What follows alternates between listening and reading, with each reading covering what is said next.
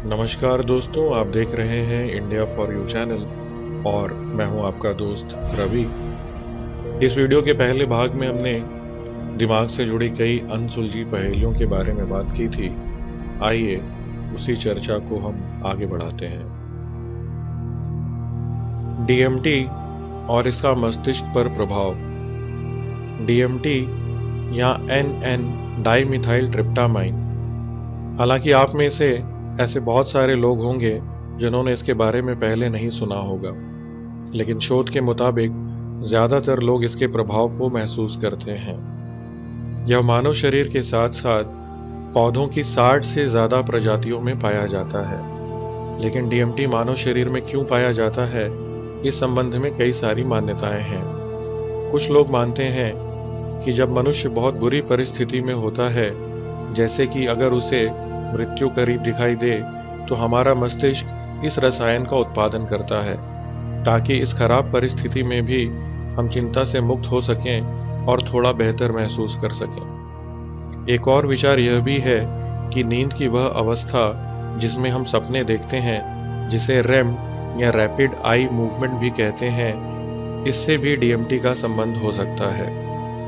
इस विचार के मुताबिक इस अवस्था में हमारा दिमाग इस रसायन की बहुत छोटी सी मात्रा उत्पन्न करता है, जिसकी वजह से हमें सुनाई और दिखाई देने वाले मिथ्याभास या भ्रम हो जाते हैं, जिसे हम सपना कहते हैं। लेकिन यह सिर्फ एक विचार है और अभी तक इस संबंध में कोई प्रमाण नहीं मिला है, क्योंकि ना तो इस क्षेत्र में बहुत ज़्यादा शोध किया गया है और इसके लिए किए जाने वाले प्रयोग भी जटिल होंगे।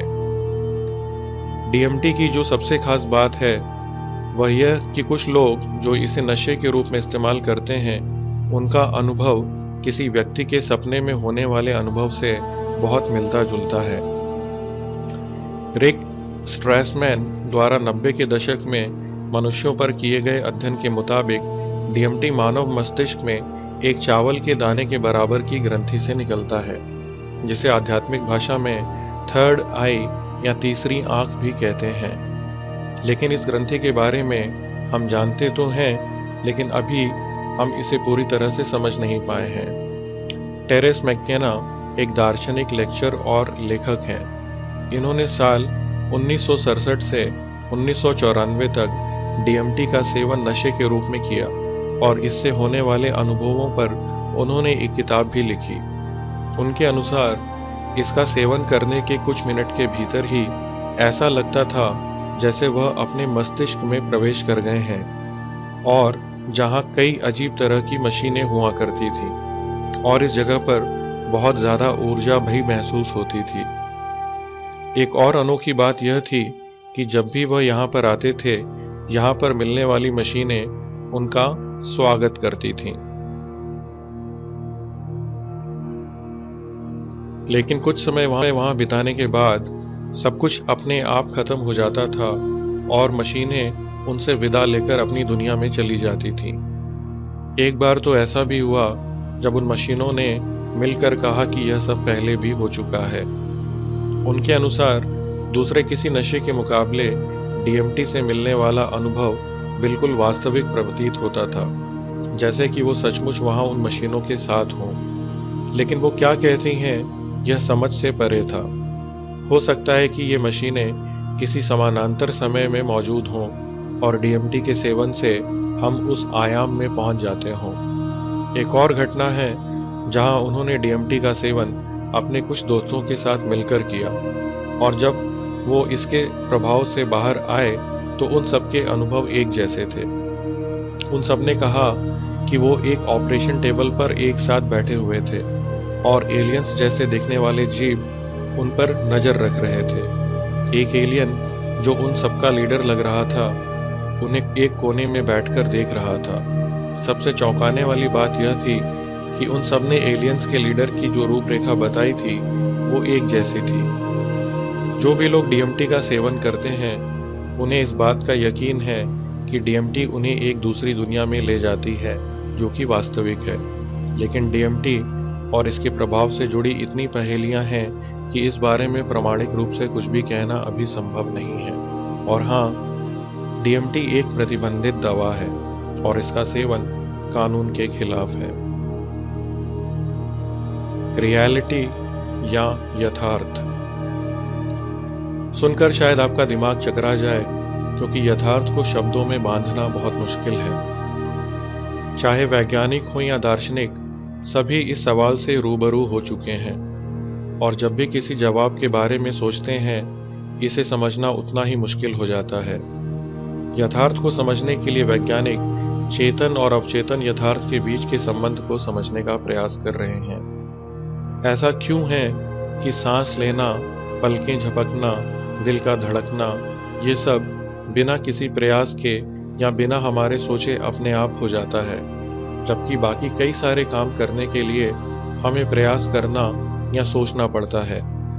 एक अध्ययन के मुताबिक तो हम अपना कोई भी निर्णय स्वयं नहीं लेते, और सब कुछ पहले से ही तय है। इस अध्ययन के मुताबिक दिमाग में स्कैनर लगाकर व्यक्ति के निर्णय लेने के 7 सेकंड पहले ही यह बताया जा सकता है कि वह क्या निर्णय लेने वाला है। अगर इनकी माने तो चेतना सिर्फ एक भ्रम है। एक विचार के मुताबिक अगर किसी व्यक्ति के सर से 2 इलेक्ट्रोड लगा दिए जाएं, जिसके द्वारा उसके दिमाग को ऐसी विद्युत तरंगें भेजी जा सकें जो किसी कार्य को करते समय दिमाग में पैदा होती हैं, तो व्यक्ति को लगेगा जैसे वह कार्य अभी हो रहा है, और दिमाग को पता नहीं चलेगा कि ये भ्रम है। यथार्थ या चेतना से जुड़े 2 मुख्य सिद्धांत हैं।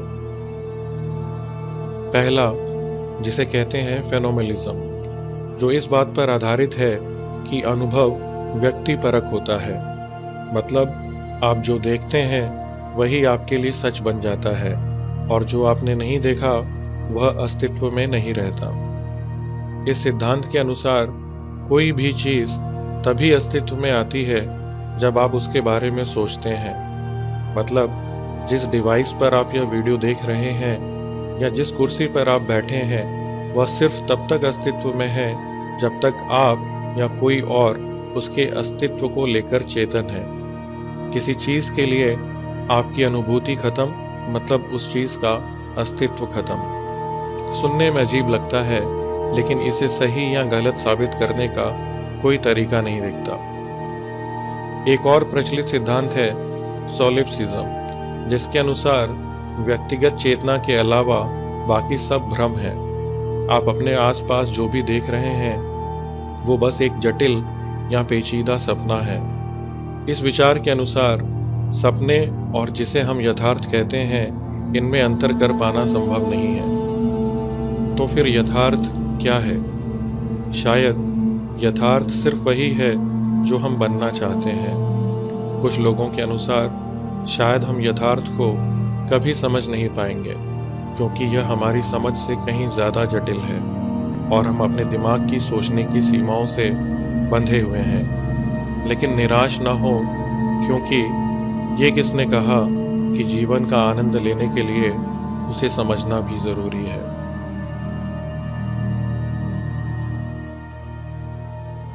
तो दोस्तों, आज के इस एपिसोड में बस इतना ही। अगर ये वीडियो आपको अच्छा लगा हो तो प्लीज़ इसे लाइक करें और हमें सब्सक्राइब भी ज़रूर करें। फिर से मुलाकात होगी आपसे एक नए वीडियो में। तब तक के लिए नमस्कार।